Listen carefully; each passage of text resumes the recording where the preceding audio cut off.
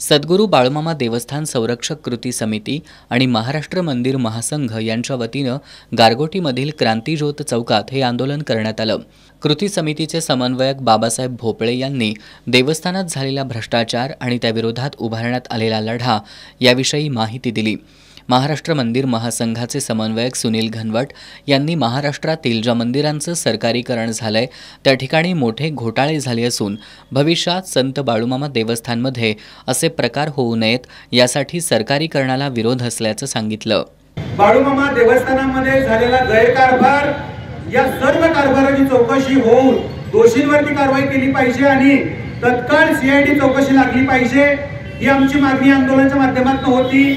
मंदिरांचा सरकारीकरणाचा जो काही संभाव्य धोका आहे ते सरकारीकरण होता कामा नये, त्याचबरोबर भाविक भक्तांसाठी सोयी सुविधा उपलब्ध करून दिल्या पाहिजेत आणि जे काही प्रशासक आहे एका ठराविक कालावधीपुरते असावे, त्यानंतर मंदिरावरती कोणीही प्रशासक न राहता बाळूमामांचं जे काही मंदिर आहे ते प्रामाणिक भक्तांच्या ताब्यात द्यावं या सर्व मागण्यांसाठी आंदोलन या ठिकाणी झालेलं आहे।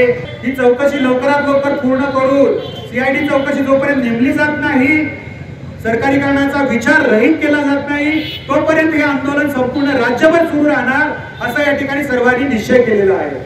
या आंदोलनात बाळूमामा हलसिद्धनाथ सेवेकरी संस्था, अखिल भारतीय हिंदू खाटीक समाज, मुळेमामा देवस्थान भक्त मंडळ, मुळेमामा देवस्थानचे विश्वस्त, उजळाईवाडीतील संत बाळूमामा देवस्थानचे सदस्य, हिंदू जनजागृती समिती, सनातन संस्था, शिवसेना, महाराष्ट्र नवनिर्माण सेना, शिवसेना उद्धव बाळासाहेब ठाकरे गट, भाजप यांच्यासह विविध संघटनांचे पदाधिकारी आणि कार्यकर्ते तसंच भाविक सहभागी झाले होते।